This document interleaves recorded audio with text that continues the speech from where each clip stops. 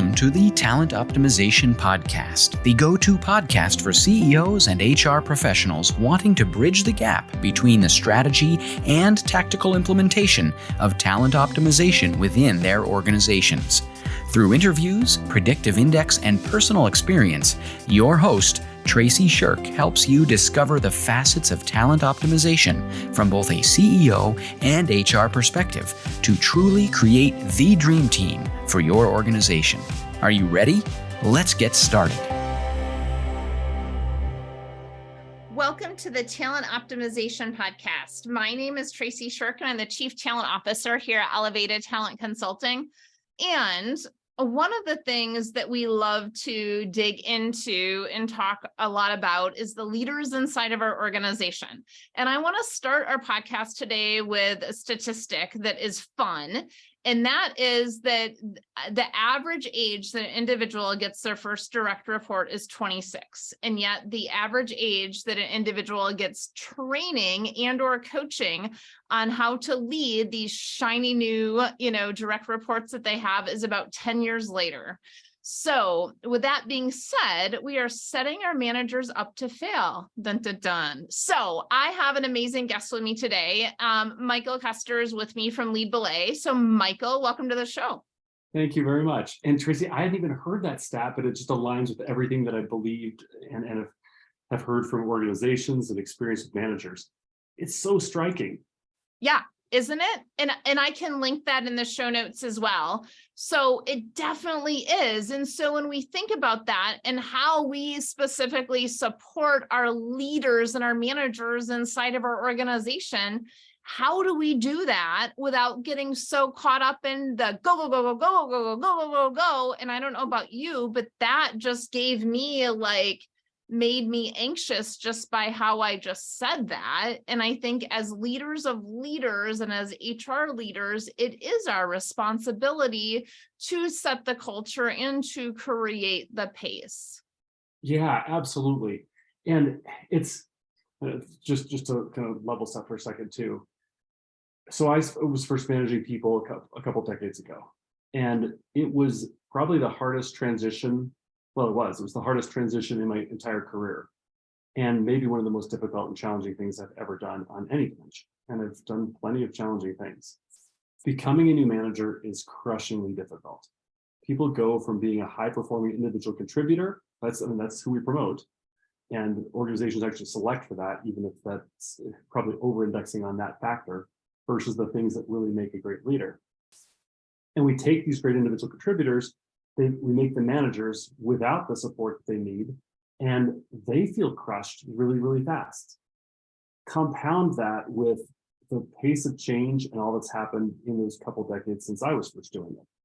I didn't even really internalize just how difficult it was until I launched this startup in the middle of COVID and started talking to the managers, doing a ton of user research. I've been in the leadership development space for well over a decade, but I didn't grasp just how hard it is.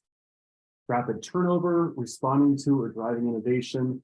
It's just increasingly, constantly more and more difficult to be a leader today. So it's always been hard, and it is so painful today. So we just kind of talked about the negatives of, oh my gosh, this is hard, which has anyone listening going, then why the heck are we doing it, right? And, as you know, one of our core values here at Elevated Talent Consulting is fun, and also how do we create fulfilling work, the container for that, while meeting those business outcomes? And it's not through hustle and hard work, right?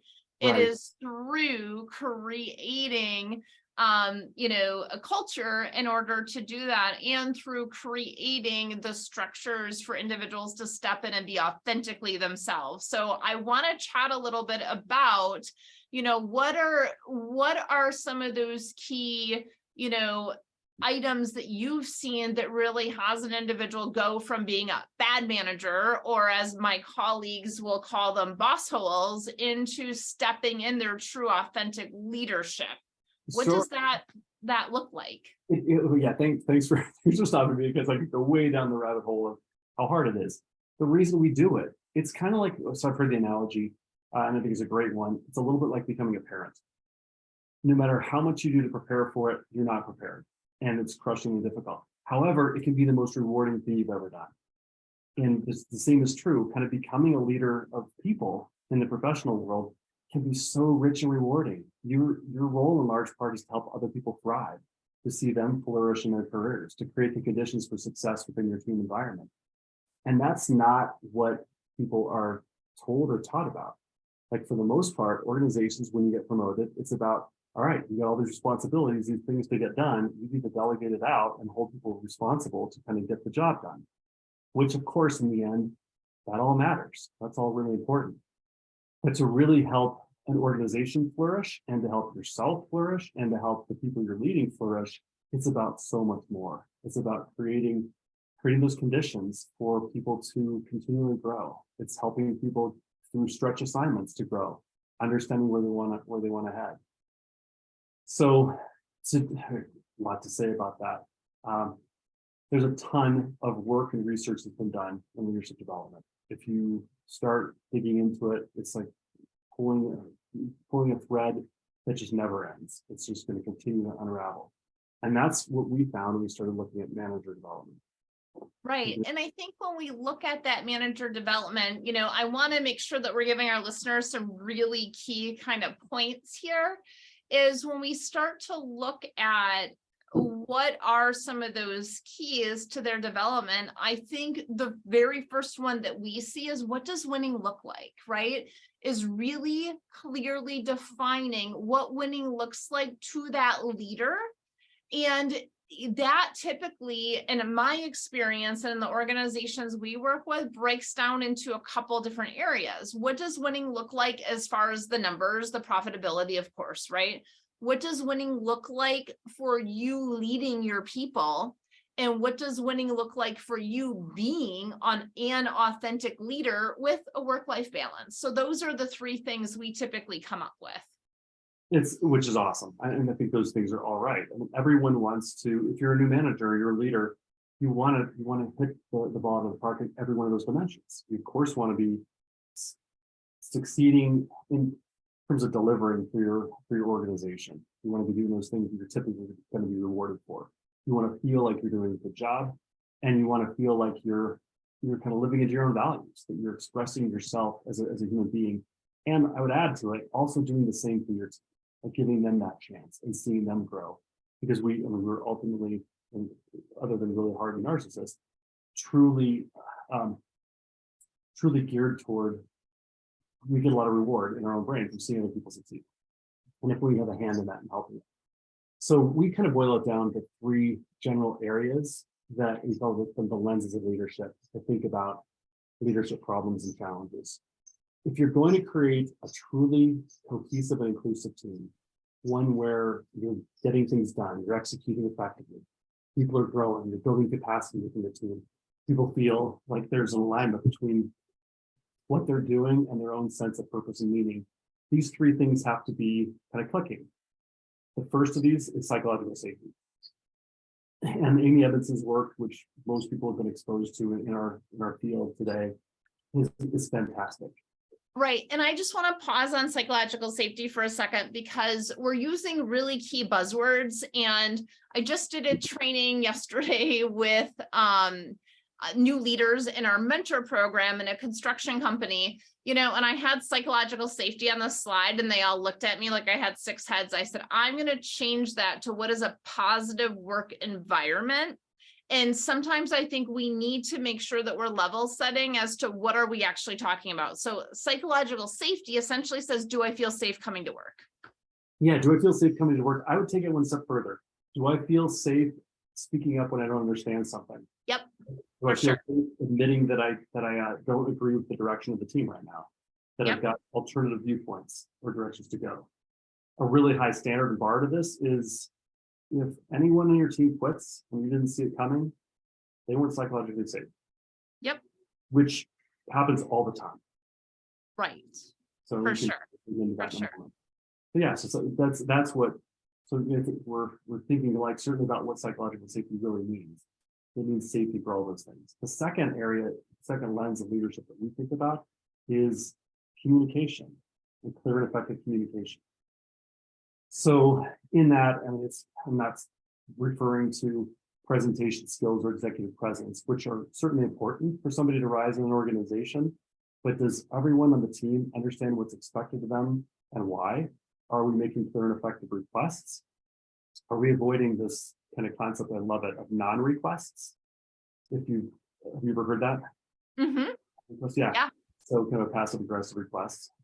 Well, so let's give our listeners an example of that, right? So that may mean, well, I'll just use an example. And Quatley is our individual that does our podcast, and he does an amazing job. And so as he's listening to this, he's probably going to be like, okay, thanks for using my example. But like he had sent me a note saying, hey, this is how long it takes. And I sent him a note back saying, you think that's reasonable? So that's a non-request, right? Now, I use that as a can opener to name what is the expectation in quality and what is the expectation in time and what are those other things that go along with it. So I think what we have to be really careful of is that, we don't just walk in a room and say, so that's not done and that's not done and that's not done and walk out. That's not a request. Right. And we do it all the time. It's part of, yeah. Unfortunately, it's kind of part of polite culture today. Anyone who's had a roommate or a significant other that they've lived with knows what this feels like. You walk into the kitchen and it's a mess and you say, sure would be great if somebody would clean this up, as opposed to being very direct. Right. But an effective request answers the who, what, when, where, why, and it's very direct. And you ask a question. Can you do this? Can you do this by when? In this way. Here's the reason for it. Like answering all of that. Mm-hmm. And we don't tend to do it. It's interesting in the kind of government space. There's this whole realm of study around interpreting what the president means, because even our most senior leaders, certainly in the US, don't necessarily make direct requests of the people that they work with. Right. So to put this very, very tactfully right now, here's what I'd like you to do. If you're listening to this podcast, I want you to pause it after I give you your challenge, which your challenge is, what is one request that you could make from someone around you right now? If you're walking your dog right now, request your dog to sit, right? That is a request. The more we can practice these things, the more they become embodied.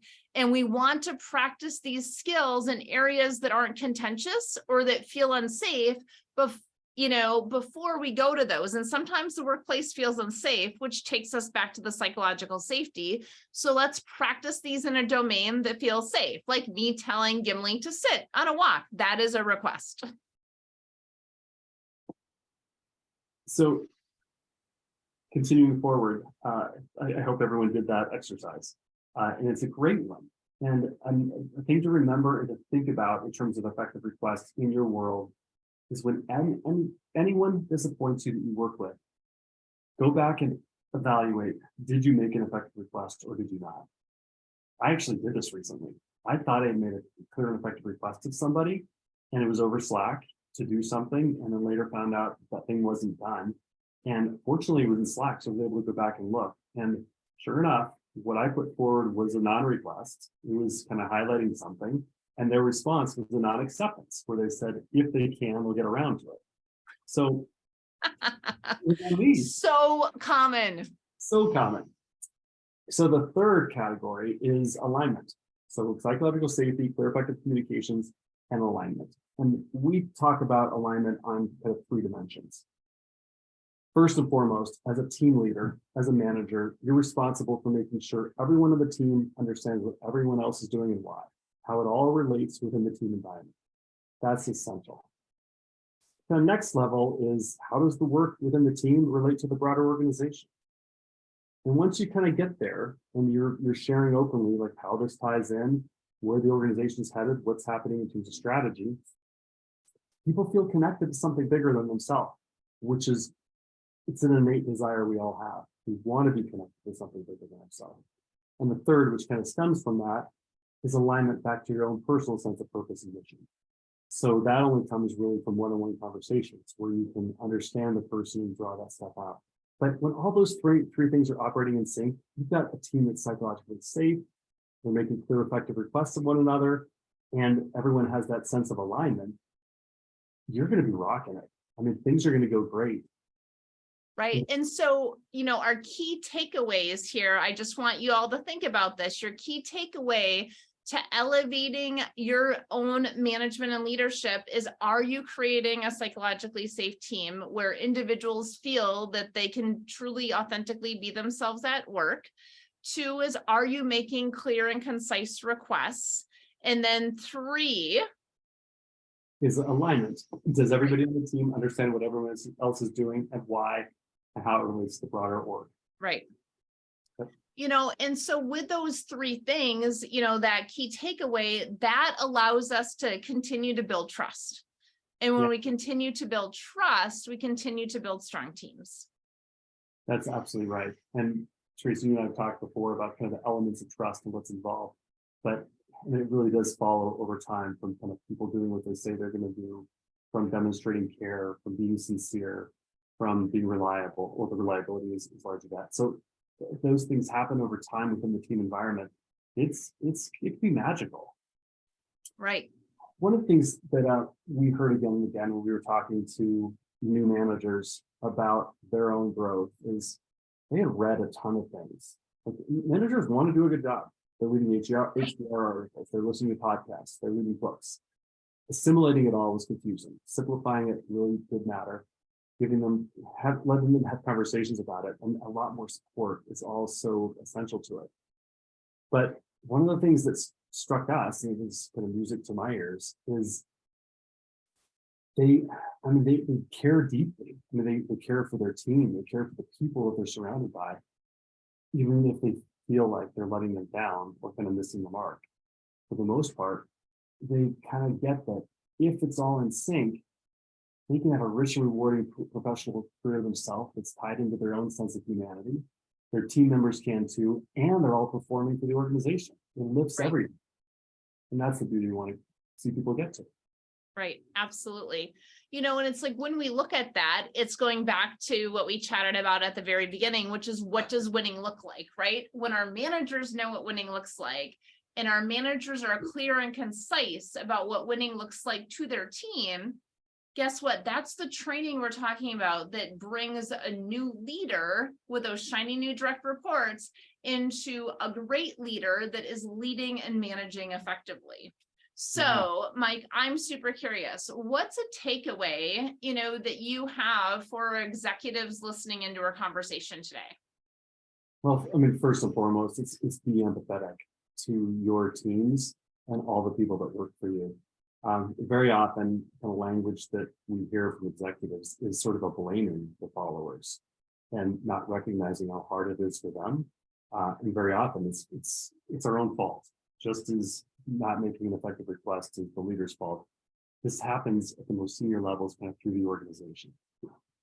Culture isn't about what you say it is, it's about the lived experience of your employees.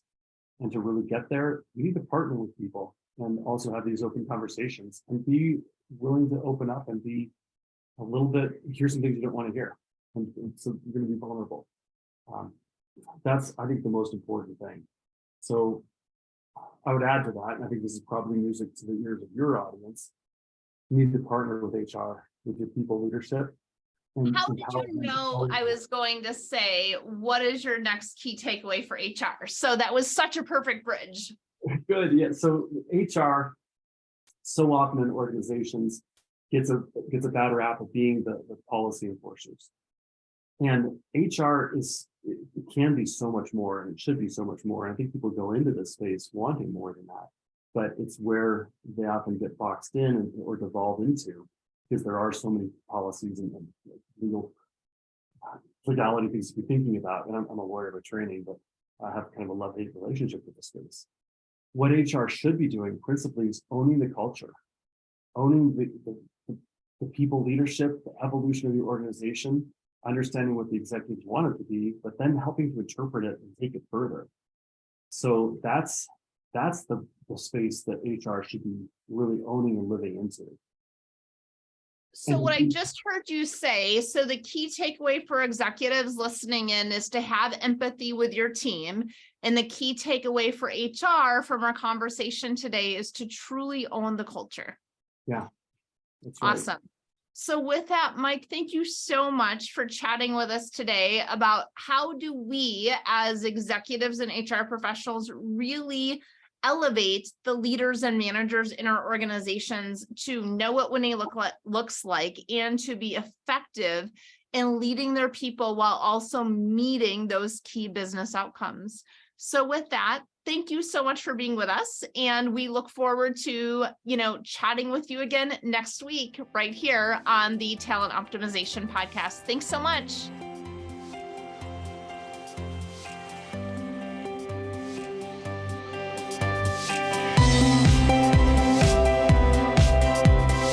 Thank you for joining us on this episode of the Talent Optimization Podcast. You'll find more tools and resources for CEOs and HR professionals looking to bridge the strategies versus implementation gap of talent optimization at elevatedtalentconsulting.com.